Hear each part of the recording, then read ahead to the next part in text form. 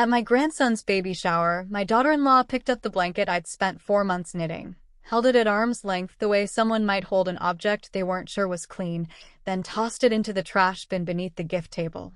The expression on her face was one of pure contempt, as though she despised the very thing she was holding. "It's very handmade," she said in a mocking tone, dripping with condescension, her facial expression suggesting she would gladly stomp someone into a gutter if she had the chance.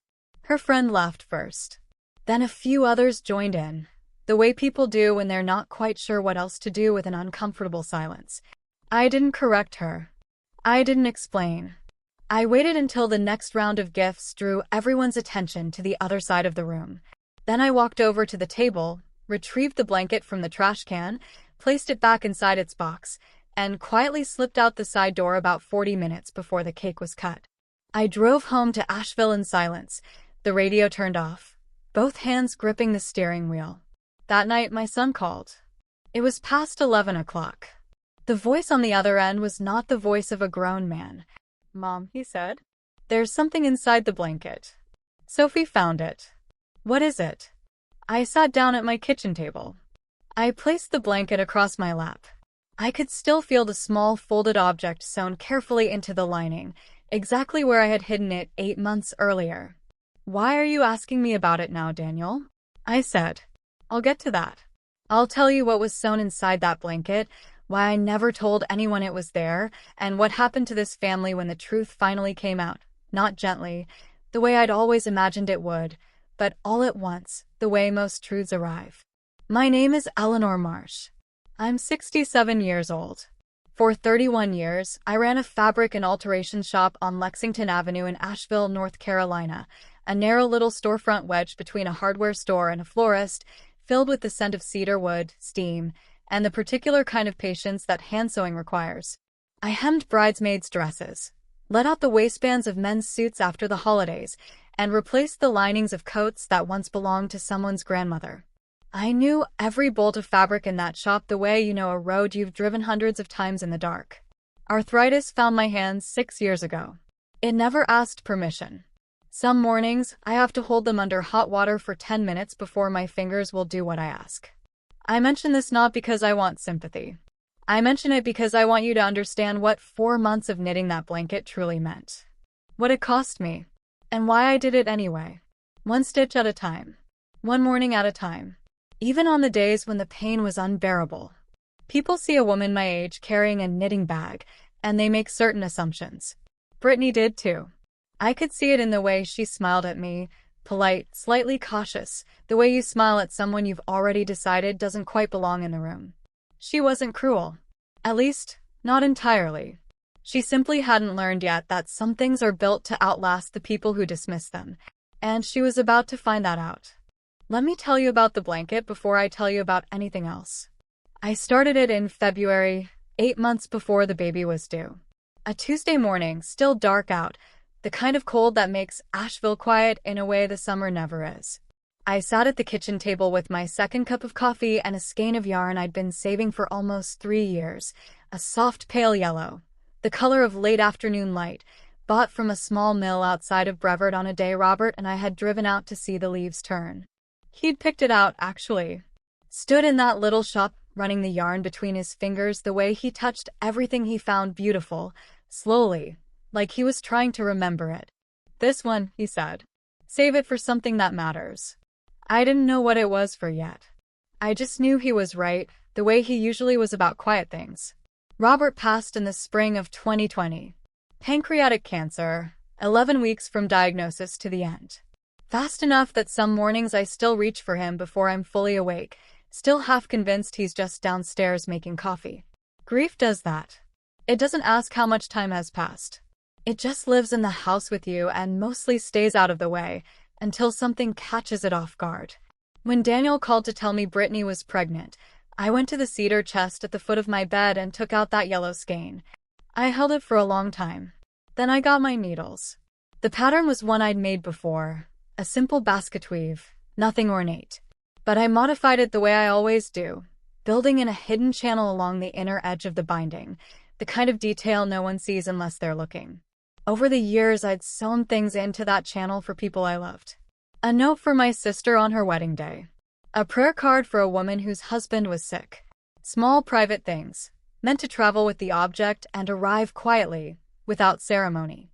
For this blanket, I'd sewn in a letter. Robert had written it 14 months before he died, on a Tuesday afternoon in December, when the diagnosis was still new and he was still moving through the world mostly as himself. He'd left it in the drawer of his nightstand in a plain white envelope with no name on the outside.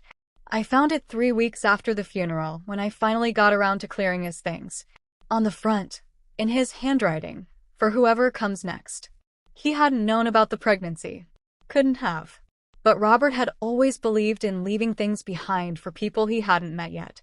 It was one of the things about him I loved most and understood least until he was gone.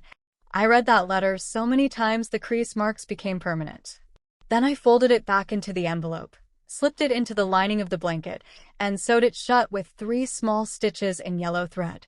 I didn't tell Daniel. I didn't tell anyone. I told myself I was waiting for the right moment, some quiet afternoon when the baby was small and Brittany and I had found our footing with each other. I imagined telling her gently, watching her reach into the lining and pull it out. I imagined it going softly. I was good at imagining things going softly. The shower was held on a Saturday in September at an event space in Biltmore Village, one of those renovated carriage houses with exposed brick and Edison bulbs and small vases of dried pampas grass on every table. Brittany's mother had organized it. There were perhaps 25 guests, mostly Brittany's friends and her mother's friends, women who air-kissed and knew each other's interior decorators. I arrived early with the blanket in a white box tied with a yellow ribbon. Daniel met me at the door, kissed my cheek, took my coat. He looked happy in the uncomplicated way he sometimes did at the beginning of things, before the details arrived. Brittany was holding court near the gift table in a pale green dress, her hair done, her laugh carrying across the room with the ease of someone who knew exactly how she looked in a space. She greeted me warmly enough. Both hands, a quick press, a smile that reached her eyes part way. "Eleanor, you made it. Let me get you something to drink." I found a seat near the window and watched the room arrange itself the way rooms do. The clusters of familiarity, the careful orbits of women who don't quite know each other yet but are being pleasant about it. I knew no one there except Sophie, Daniel's younger sister, who found me 20 minutes in and sat beside me with the directness she'd had since she was 9 years old. "How are you holding up?" she said. "I'm fine," I said. "I'm happy for them." She looked at me the way she always does when she suspects I'm being precise with my words. The gifts were opened after lunch. Someone had arranged them in a particular order. The large ones first, the ones with the recognizable brand names on the bags. A stroller that retailed for more than my first car. A monitor with a screen the size of a small television. Things that came in boxes with magnetic closures and tissue paper layered like pastry. When Brittany reached my box, she paused for just a moment, reading something in the plainness of it, I think, before she pulled the ribbon. She lifted the blanket out with both hands, held it up so the room could see. "Oh," she said. There was a small smile on her face, the careful kind. "Did you make this yourself?" "I did," I said. She turned it over once, examining the stitching with the polite attention of someone who has already formed an opinion and is simply waiting for the moment to set the object down. Then her friend, the one standing to her left with her phone raised, laughed at something, and Brittany laughed too, and the blanket was folded loosely and placed at the far end of the table, away from the other gifts, the way you place something you're not sure what to do with. I watched it happen. So did Sophie. I picked up my glass of sparkling water and took a sip and looked out the window at the courtyard where a catering attendant was breaking down a folding table. I stayed for another 30 minutes, long enough that leaving wouldn't be a statement. I said goodbye to Daniel, told him the food was lovely, told Brittany the space was beautiful, and meant both of those things. In the car I sat for a moment before starting the engine. I wasn't angry exactly. I want to be honest about that. What I felt was older and quieter than anger. It was the particular sadness of watching something you made with your hands be seen as nothing. Not maliciously, just casually, which is almost worse. I drove home. I made tea. I set the blanket on the kitchen table and looked at it for a long time. Inside it, Robert's letter waited in the dark of the lining, the same as it had for months. Patient. Not going anywhere. I put the blanket in the cedar chest and told myself it would find its moment. I just didn't know yet what that moment would cost. I need to go back further. To understand what was sewn into that blanket, you have to understand what kind of man Robert Marsh was.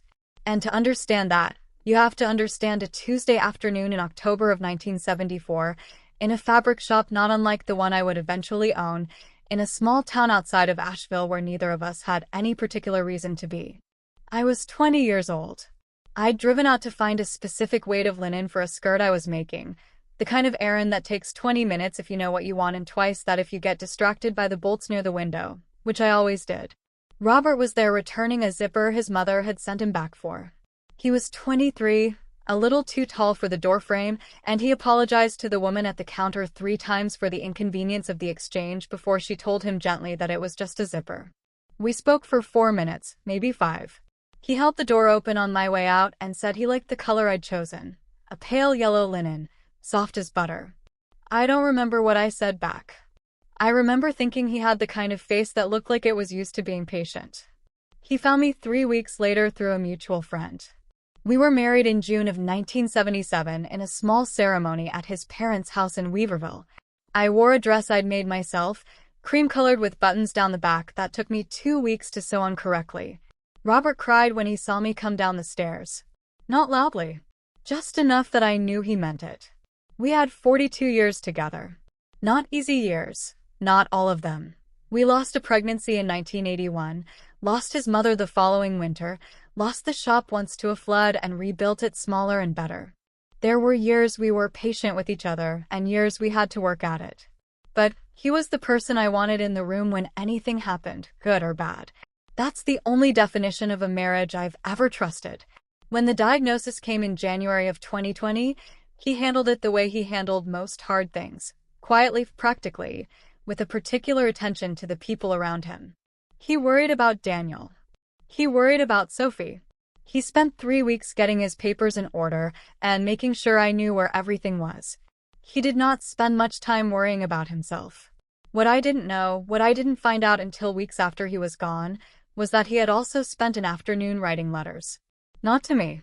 Not to Daniel or Sophie. Those conversations he had with us directly, in the time we had left. These letters were for people he hadn't met yet. Future people. The ones who would arrive after him into a family he loved and couldn't stay in. I found them in the drawer of his nightstand on a Wednesday in May, tucked behind his reading glasses and a folded church bulletin from Christmas. 4 envelopes. Each one labeled in his careful handwriting. For whoever comes next. For the one Daniel loves. For the one Sophie loves. For the baby whenever you arrive. I sat on the edge of the bed and held them for a long time. The letter for Daniel's future partner, Brittany, though he never knew her name, was 2 pages, front and back, written in the unhurried cursive he used when he wasn't in a hurry. I read it once carefully. Then I folded it back into its envelope and held it in my lap and thought about the kind of man who, at the end of his life, sits down to write a welcome letter to a stranger his son hadn't met yet. I thought, this is what I should have told people about him. Not the 42 years. Just this. When Daniel called to tell me Brittany was pregnant, I knew immediately where the letter belonged. Not in a drawer. Not in a box on a shelf somewhere that would be opened once and then forgotten. In something that would be used. Something that would be close to the baby in the early months when everything is new and frightening and you reach for whatever is soft. So I took out the yellow yarn. And I started knitting. My hands hurt most mornings. I knitted anyway. I built the hidden channel into the binding slowly, carefully, the way you build anything you want to last. When the blanket was finished, I slipped the envelope inside, sewed it shut with 3 stitches in yellow thread, the same yellow as the yarn, the same yellow as that linen from 50 years ago, and I wrapped it in white paper and tied it with a ribbon. I told myself I would explain it when the time was right. The time, as it turned out, was not the baby shower. The baby came in November. A boy. Daniel called me from the hospital at 2 a.m. and his voice had that particular quality new fathers get, stripped down, wondering, like something in them has just been rearranged permanently, and they're not sure yet what the new order looks like. He's here, Mom, he said. He's perfect. I sat up in bed in the dark and held the phone against my ear and thought about Robert. About how much he would have loved this phone call. About how he would have driven to that hospital in the middle of the night regardless of what anyone said, would have stood in that waiting room in his coat with his hands in his pockets, patient and enormous, waiting to meet whoever came next. I waited until morning to drive over. I brought soup and I brought nothing else. No advice, no opinions, nothing that would take up space in a room that was already full of newness and exhaustion and the specific overwhelm of people who have just become parents for the first time. Brittany was tired and tender in the way women are after labor, present but interior, turned inward toward the baby in a way that made everyone else in the room feel slightly peripheral. I didn't take it personally. I held my grandson for 11 minutes, counted his fingers, and went home before lunch so they could sleep. The nursery, when I saw it 3 weeks later, was beautiful. Pale gray walls, a white crib with clean lines, a mobile of soft geometric shapes in cream and sand. Everything considered, everything deliberate, the way Brittany approached most things. There was a basket near the glider with folded blankets, store-bought, all of them in muted coordinating colors. Mine was not there. I noticed and said nothing. I made tea in their kitchen while Brittany nursed the baby in the other room, and Daniel stood at the counter telling me about his sleep schedule and the particular genius of the sound machine they'd bought. I listened and asked questions and did not look at the blanket basket again. A month passed. Then 6 weeks. I came every Thursday, always in the afternoon, always with something practical, a meal, a grocery run, and offer to sit with the baby so they could both sleep. Brittany was warming, slowly, the way people do when they realize you're not going to require anything of them. We were building something careful and functional between us. I told myself the blanket didn't matter. I was only half lying. It was Sophie who said what I wouldn't. She came to me on a Sunday in January, showed up at my door with coffee and the look she gets when she's been thinking about something for too long. She sat across from me at the kitchen table and wrapped both hands around her cup and said, without preamble, "Eleanor, have you seen the blanket? Since the shower." I said I hadn't. She was quiet for a moment. I went over Tuesday to drop off a gift. I was early. Brittany was out. She paused. I was helping Daniel bring in groceries from the car. The bin by the garage was out for collection. I looked at her. "The box was in there," she said. "Your white box, Eleanor. With the ribbon still on it." The kitchen was very quiet. Outside, a bird was making a sound in the oak tree by the fence. A small, repetitive sound, the kind you stop hearing until suddenly you don't. "Did you take it out?" I said. "I took out the blanket," she said. The box was wet, but the blanket was still inside a plastic sleeve. It was dry. She reached into her bag and set it on the table between us. Still folded. Yellow as the day I'd finished it. I put my hand on it and did not pick it up. "Does Daniel know?" I said. "Not yet," she said. "I wanted to talk to you first." I sat with that for a moment. I thought about the envelope inside the lining. Robert's handwriting, 2 pages, front and back, written to a woman he'd never met. I thought about it sitting in a garbage bin by the garage for however many days it had been there, waiting to be taken away with the rest of the week's discarding. I thought about what Robert would have said. He wouldn't have been angry. That's the thing about him I found most difficult to emulate and most necessary to try. He would have looked at the situation with that particular patience of his and found the question underneath the obvious one. Not how could she, but what did she not know? She hadn't known what was inside it. Nobody had. Because I hadn't told anyone. I picked up the blanket and held it in my lap. I could feel the small, firm shape of the envelope through the lining. Still there. Still intact. "I need to think about how to do this," I said to Sophie. She nodded. She didn't push. She drove home 2 hours later. That night I sat in the kitchen until past 10. The blanket across my lap. The house quiet around me. At 11:14 my phone rang. It was Daniel. And before I could say his name, I heard it. The sound of my son trying to hold himself together over the phone and not quite managing. "Mom," he said. "Sophie told me." I went to look, and the box, "Mom, there's something sewn into the lining. I can feel it." "What is it?" "Please. What did you put inside?" I closed my eyes. I had imagined telling this story so many different ways. In the nursery on a quiet afternoon. Over tea at my kitchen table with both of them across from me. Gently. With time. with the right words arranged in the right order. Not like this. Never like this. But there are moments when the story decides how it wants to be told. Sit down, Daniel, I said. I'm going to tell you about your father. I told him about the letters first. Not the one inside the blanket specifically. I started further back, with the drawer, with the Wednesday in May when I found the envelopes behind his reading glasses and the church bulletin. I told him about sitting on the edge of the bed with 4 envelopes in my lap and understanding slowly what his father had done with one of his last quiet afternoons. Daniel didn't say anything for a long time. I could hear him breathing. He wrote to people he hadn't met yet, I said. That was the kind of man he was. I know, Daniel said. His voice was very low. The one in the blanket was for Brittany, I said. He didn't know her name. He didn't know it would be her. He just knew you would love someone eventually, and he wanted to welcome her into this family before he left it. The silence that followed was the longest 40 seconds I have ever sat inside. I counted them without meaning to, the way you count things when you don't know what else to do with your hands. Then my son made a sound I had not heard since he was 11 years old and fell badly at the lake and didn't want anyone to see. That particular sound of someone trying very hard not to come apart and losing. Daniel, I said. I didn't know, he said. Mom, I didn't know it was in there.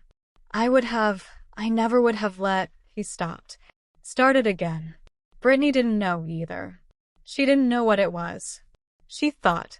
I know, I said. I know she didn't. I need to go find her, he said. I need to another stop. Can I call you back? Take your time, I said.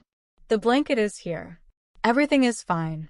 After we hung up, I sat at the kitchen table for a while without moving. The house was the particular quiet of late night, the refrigerator's low hum, the oak tree outside shifting in the January wind, the small sounds of a house that has held a lot of living and learned to be still. I unfolded the blanket in my lap and found the seam where I'd sewn the channel closed, 3 small stitches in yellow thread, tight and even. Still holding.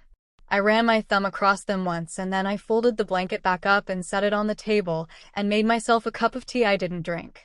Daniel called back 40 minutes later. His voice had changed, steadier, but with something new in it, a kind of rawness that comes after the first wave of something has passed and you're standing in what it left behind. She didn't read it, he said. She wants you to know that. She never opened it. She didn't know there was anything inside. She saw the blanket at the shower and he paused, choosing his words carefully the way he does when he's trying to be fair to someone. She made assumptions about what it was.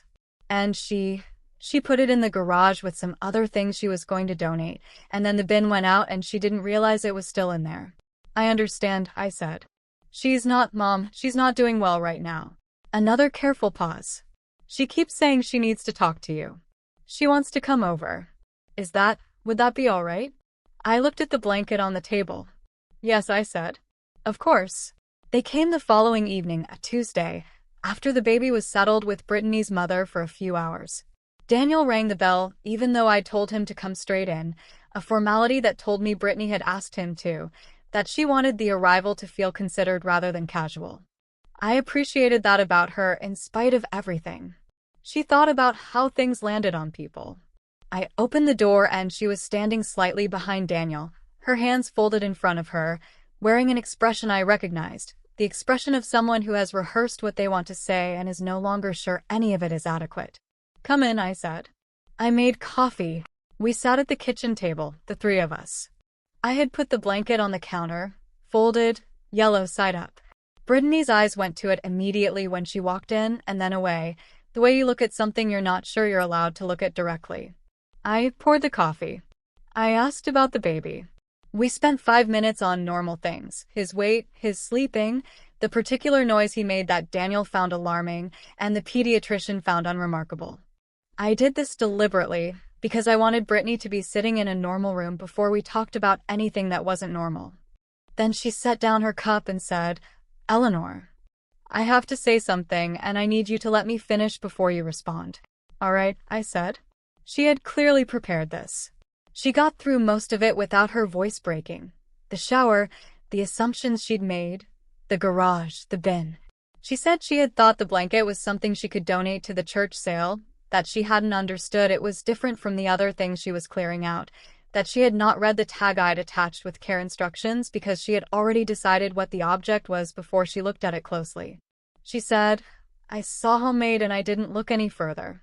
And I have been sitting with that since last night, and I don't know how to tell you how sorry I am for what that means, except that I am. Completely." She stopped. She had told me she needed to finish, and she had finished, and now she was looking at me with the particular vulnerability of someone who has just put something down they've been carrying and doesn't know what happens next. I thought about what I wanted to say. I thought about what Robert would have said, and then I thought about what I actually believed, which is not always the same thing.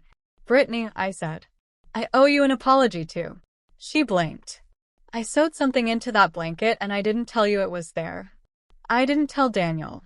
I told myself I was waiting for the right moment, and what I was actually doing was protecting myself from having to explain something painful before I was ready."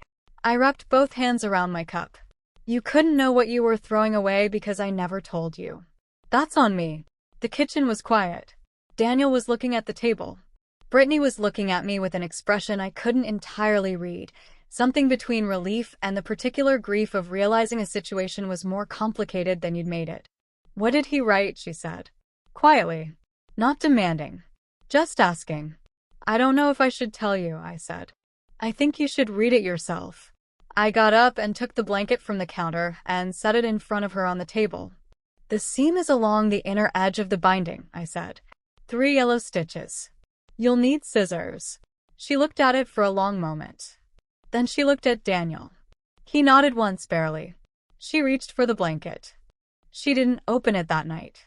She held the blanket in both hands for a long moment, her fingers finding the hidden seam along the binding, feeling the small, firm shape of the envelope underneath. Then she folded it carefully, more carefully than I had ever seen her handle anything, and set it on the table in front of her and said, "I want to read it at home. When it's quiet. Is that all right?" "It's yours," I said. "Take it whenever you're ready." Daniel drove them home an hour later. I washed the coffee cups and wiped down the counter, and went to bed at a reasonable hour and lay awake until past 2, which is its own kind of answer about how settled I actually was.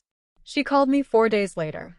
A Thursday morning, just after 9, while I was sitting at the kitchen table with my hands wrapped around my first cup of coffee and the winter light coming through the window at the low angle it does in January in Asheville, thin and precise, the kind of light that shows you the dust on things. "Eleanor," she said. "I read it last night." "I know," I said. I didn't know. But it felt like the right thing to say. A pause. Long enough that I checked the phone to make sure the call hadn't dropped. "He wrote about the shop," she said. "He described it. The smell, the cedar, the way the bell over the door sounded. He said he used to drive past it sometimes just to see the light on inside." Another pause. "I didn't know that." "He never told me either," I said. She made a sound that was almost a laugh and not quite. "He said there's a part where he talks about what he hoped for Daniel. Not success, not any of the things you'd expect. He said he hoped Daniel would find someone who made the ordinary days feel like they were worth paying attention to." A breath. "He said he thought Daniel had probably already found that person if he was reading this letter, and he wanted her to know he was grateful." I set down my coffee cup very carefully. "He never met you," I said. "He wrote that without knowing anything about you." "I know," she said. "That's the part one keep coming back to." We were quiet together for a moment. Outside my window, the oak tree was bare and gray against the January sky, its branches making the particular complicated pattern they make in winter, when there's nothing to hide the structure of the thing. "Eleanor," she said, "can I ask you something?" "Yes." "At the shower." A pause. When I set it aside like that. Could you tell? Could you tell I didn't understand what it was?" I thought about how to answer that honestly. "I could tell you hadn't looked at it closely," I said. "I don't know that I understood why at the time. I think I assumed it was simpler than it was." "It wasn't simple," she said. "I want to explain something to you, and I want to try to explain it without making it sound like an excuse, because it isn't one. A breath, deliberate. The breath of someone who has rehearsed this part too. Before Daniel and I got together, I had a difficult relationship with his family. Not you, his father's side. His aunt said some things at Christmas the first year that I've never entirely gotten past. And I came into this family already braced. Already waiting for the moment someone would make me feel like I wasn't quite right for him." She paused. When I saw the blanket, I didn't see a gift. I saw a test. Something handmade and meaningful that I was supposed to respond to correctly, and I was so busy being afraid of failing the test that I didn't actually look at the thing itself. A quiet exhale. I know how that sounds. It sounds human, I said. I threw away a letter from a dead man, she said. A man who was trying to welcome me. You didn't know it was there. I should have looked more carefully. Brittany, I said. I sewed it in there without telling you. You cannot be expected to look carefully at something you don't know exists. The line was quiet for a long moment. I want to do better, she said. With you. I've been keeping a distance because I thought that was safer, and I think I was wrong about that. I think I've been wrong about that for a while.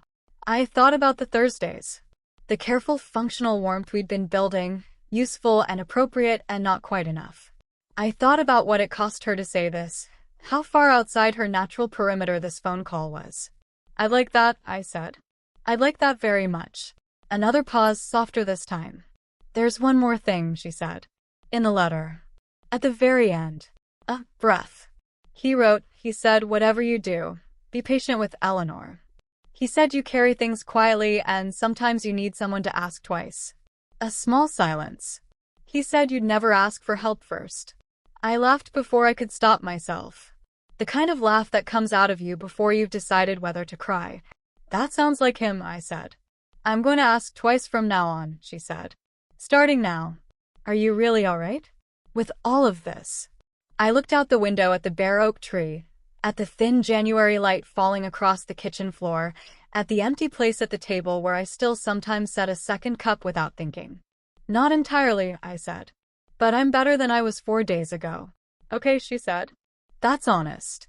He would have liked you, I said. I want you to know that. Not because of the letter. Because of this phone call. She didn't say anything for a moment. Then, I'll bring the baby Thursday. If that's all right. I'll make coffee, I said. She brought him on a Thursday, the way she said she would.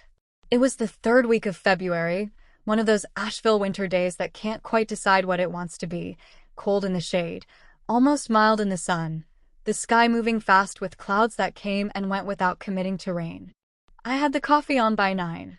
I'd also made biscuits, which I hadn't done in months, which told me something about how I was feeling that I hadn't said out loud to anyone. Brittany arrived 10 minutes early. She came to the front door instead of the side, which she'd always used before because it was closer to the driveway.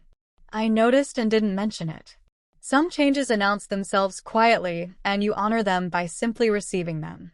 She was carrying the baby in the carrier against her chest, his face turned slightly outward, his eyes doing that unfocused searching that babies do in new spaces, taking in light and shape without yet having names for any of it. He was wearing a white knit hat that had gone slightly sideways. Brittany hadn't fixed it. That small detail made me like her more than almost anything else that morning. He was awake the whole drive, she said. Which never happens. I think he knew. Come in, I said. Careful on the step. We sat in the kitchen, which is where I sit with people I'm comfortable with. The living room is for people I'm still figuring out. She settled the baby against her shoulder and accepted the coffee and looked around the kitchen with the attentive look of someone seeing a room differently than they had before. Is that him? She said. She was looking at the photograph on the shelf above the radiator. Robert at maybe 55, standing outside the shop on a summer morning, squinting slightly into the light, his hands in his pockets in the way he always stood when he wasn't doing anything in particular. Daniel had taken it on a Saturday. I remembered because Robert had complained mildly about being photographed while he was just standing there, and Daniel had said that was exactly why he wanted the picture. That's him, I said. She looked at it for a long moment. He looks patient, she said. He was, I said. Almost annoyingly so. She smiled into her coffee cup. We talked easily for a while, about the baby, about Daniel's new project at work, about a restaurant on Lexington Avenue that had recently changed ownership, and whether the new menu was worth trying. Small things, the texture of a normal morning. I had learned over 40 years of running a shop that easy conversation is not small. It is the material out of which trust is actually built, stitch by ordinary stitch. At some point she reached into the bag beside her chair and set the blanket on the table between us. It had been washed. Carefully by hand, I could tell by the way the yarn had been treated. No roughness in the fibers. no distortion in the weave. She had taken the time to find out how to do it properly. The yellow was still the same yellow, pale and warm, the color of late afternoon in a good October. I wanted to bring it back in person, she said. I didn't want to just leave it somewhere. I put my hand on it. Thank you, I said. For washing it. I looked up how, she said simply. The baby made a small sound against her shoulder, the involuntary sound of someone drifting toward sleep. She shifted him slightly, automatically, the adjustment of a woman who was still new to this but was learning the language of it faster than she knew.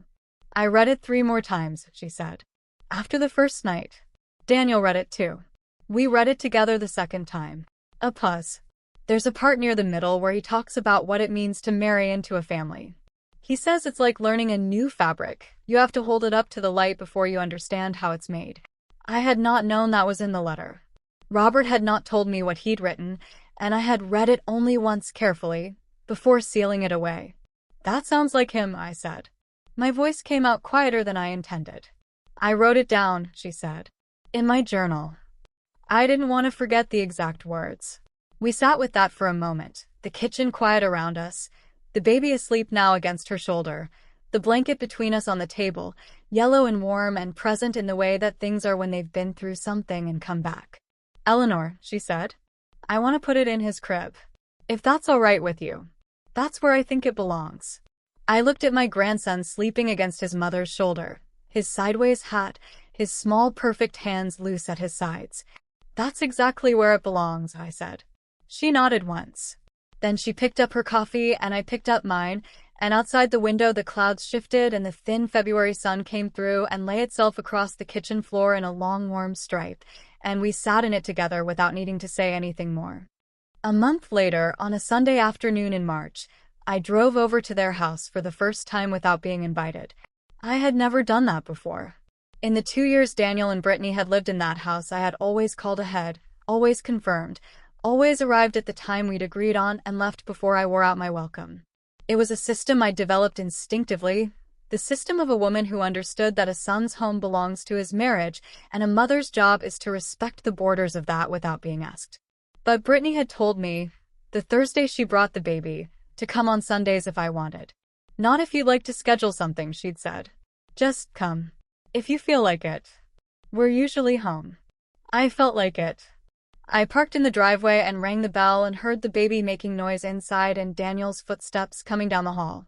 He opened the door in a flour-dusted apron, which meant he was attempting bread again, which had become his project since the new year, a fact I found quietly wonderful about him, that at 38 he was learning to make bread. Mom, he said, pleased and unhurried. Come in. It's a disaster in here. It was not a disaster. It was a Sunday. Dishes in the sink. A blanket on the couch, a bouncy seat in the middle of the living room floor surrounded by the particular scatter of objects that accumulates around a 4-month-old. The comfortable evidence of a life being lived without performance. Brittany was in the armchair by the window with a book face down on her knee, the baby propped against her thighs, both of them engaged in the serious business of making faces at each other. She looked up when I came in. Eleanor, she said. Perfect timing. He's been showing off all morning and he needs an audience. I sat on the couch across from them. Daniel brought coffee from the kitchen without being asked, set it on the table beside me, and went back to his bread. The baby regarded me with the focused attention of someone encountering a familiar face and working to place it, then broke into the sudden wide smile that babies produce with their whole bodies, arms and legs moving, completely committed. There it is, Brittany said, satisfied. I leaned forward with my elbows on my knees. Hello, I said to him. I've been waiting to meet you properly for a while now. He smiled again. He had Robert's forehead. I had noticed it before, but it landed differently today, in the Sunday light, in this ordinary room. The same broad calm of it. The same quality of patience built into the bone. After a while, Brittany got up to help Daniel with something in the kitchen and left me alone with him, which I understood was deliberate and was grateful for without saying so. I lifted him carefully from the bouncy seat and held him against my shoulder the way I had held Daniel at this age, the way you hold something you understand is temporary in the best sense. Not fragile, just passing through a particular moment that will not come again. He smelled like warmth and the faint clean scent of the yellow blanket, which I could see now folded over the arm of the glider in the corner of the room. Washed and returned and doing what it had been made to do. I thought about Robert sitting at his desk on a December afternoon, writing to someone he would never meet. I thought about what it takes to do that, to love forward into a future you won't be part of, to trust that the words will find their way to the right hands at the right time. I had sewn his letter into a blanket and nearly lost it to a Tuesday morning trash collection. It had taken a cold January, a phone call in pieces, a woman willing to ask twice, and a Thursday in February to get it where it was always supposed to go. Nothing, it turns out, travels in a straight line. The baby made a small sound against my shoulder, and I put my hand on his back and felt his breathing, steady and unhurried. The breathing of someone with nowhere to be and no knowledge yet of how quickly that changes. This, I thought. This is what you knit toward. Not the object. Not even the letter. This. Outside the kitchen window, I could hear Daniel and Brittany talking in low voices, the particular register of two people comfortable enough with each other to speak without needing to be heard. The bread smell was coming through now, yeasty and warm, filling the house the way good smells do on Sunday afternoons. I held my grandson and said nothing and let the day be exactly what it was. So, back to that night. My son on the phone at 11:14, his voice coming apart at the seams, asking me what was inside the blanket his wife had thrown away. I used to think the answer to that question was the letter. Robert's handwriting, 2 pages, front and back, written to a stranger he trusted his son to love well. That's what was inside the blanket. That's the thing that changed everything when it finally came to light. But I've thought about it differently since that Sunday in March, sitting in Daniel's living room with my grandson against my shoulder, and the smell of bread coming through from the kitchen and the yellow blanket folded over the arm of the glider where it had finally, after everything, come to rest. What was inside the blanket was not the letter. The letter was just the messenger. What was inside the blanket was 42 years of knowing one person completely. It was a man who loved forward into a future he couldn't see. It was a woman who carried grief quietly for too long and a daughter-in-law who kept her distance for reasons that made sense to her until they didn't.